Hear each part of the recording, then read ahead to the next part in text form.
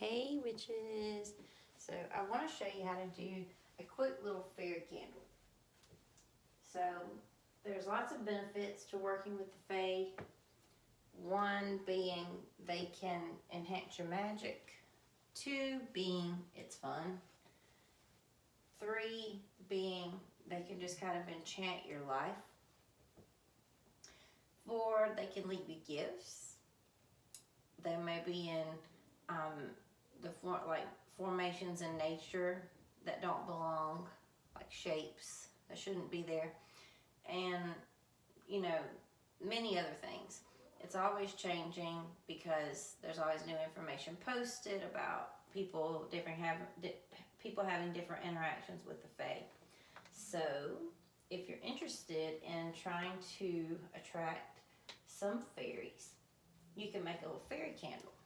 And with it, you would want to leave an offering, leave it outside, make sure that your flame doesn't go out, put a hurricane around it, like the glass thing, just to make sure that you can have a visit from some Fae folk. So, excuse me, you can leave offerings such as anything sweet. They love sweets. They're not very picky. If it's sweet, they'll probably be happy with it.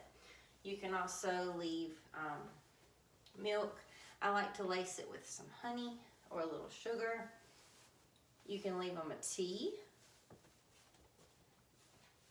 Just whatever you feel like they might enjoy. But remember, they have a severe sweet tooth. So what we're going to do is make a fairy candle. I do these all the time with my daughter. We just love it.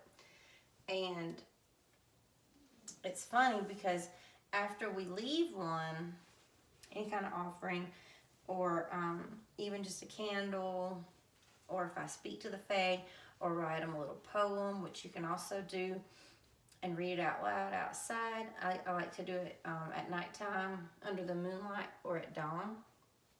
You can read a little poem that you wrote, or even find one online, just to communicate them to open that door, to let them know that you are open to their visits. Because the odds are they're not going to come visit you unless they know you want them to. Just like anybody else, right?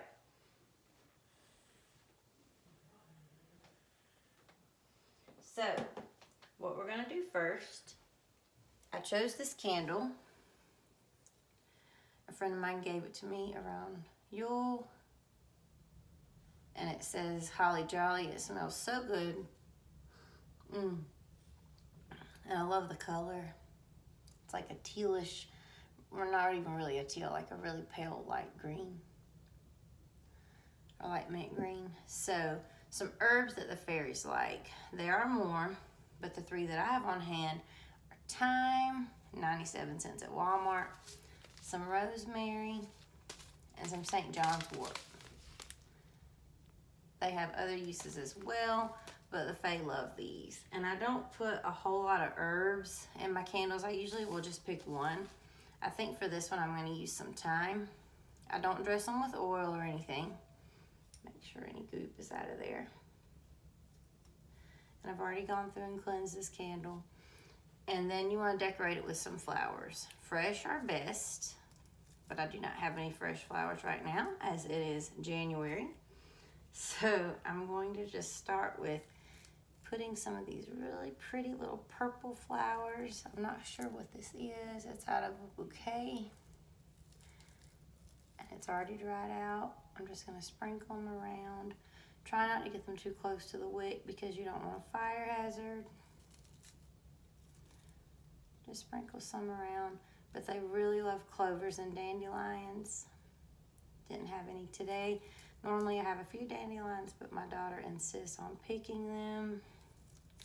So I usually dry them out and put them in my bag of dandelions, or either leave them for offerings for Hecate.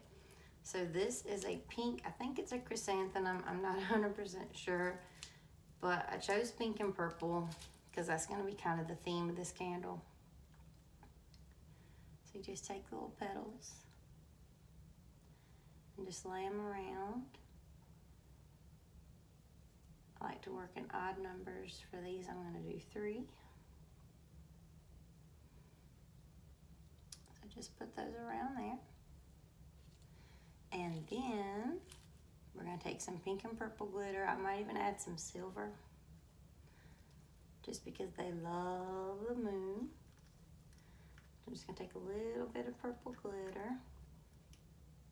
Actually, I think I'm going to sprinkle the thyme first.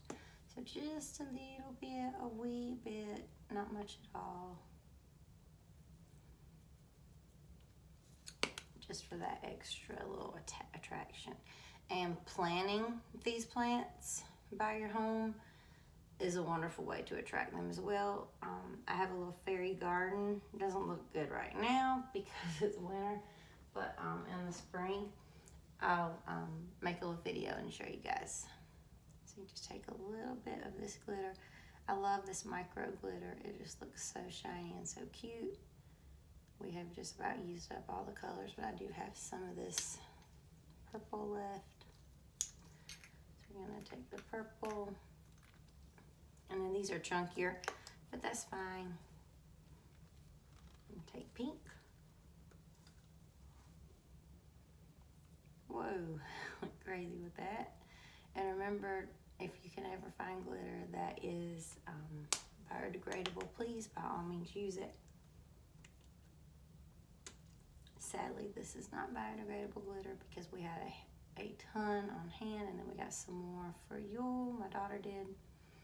So we have lots of glitter that is not biodegradable, but that's okay. So you take your candle. There it is.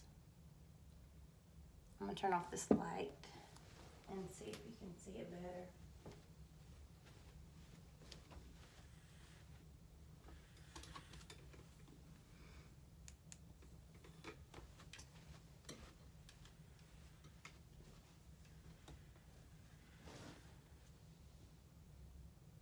Yeah. So normally I wouldn't light it until I offer it, but I'm gonna go ahead and light it just to show you what it looks like lit up, because it's so pretty. Some of the stuff might catch on fire, but it's okay because it's gonna be safe in this glass encasement. But it's just really pretty, and I'll leave it tonight for them. I might even wait for the full moon. Yes, I blew out the candle. It's just an offering candle for the Fae. It doesn't have an intention. And as I do that, when I leave it out, I'll probably read a poem. I'll definitely read a poem, not probably, but I'll read a poem for the Fae. I will leave an offering, probably something that I've baked, because I'm always baking stuff, especially this time of year when there's not much else to do.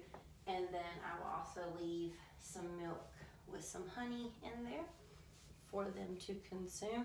You can also leave them moon water. You can also leave spring water, just whatever you have on hand for the Fae. So that's it, just really quick little fairy candle. And that's all I have about that one. Blessed be witches.